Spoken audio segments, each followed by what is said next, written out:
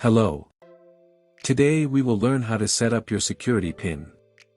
In your banker account, please go to the account icon located on the top right. Once you click on it, select My Profile option. In here you will be able to see your personal details. Please select the third option called Security PIN.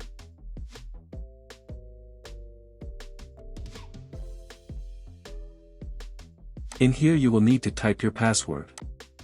Then click the Get Code button. Now you will receive a code in your email. Please type that code here.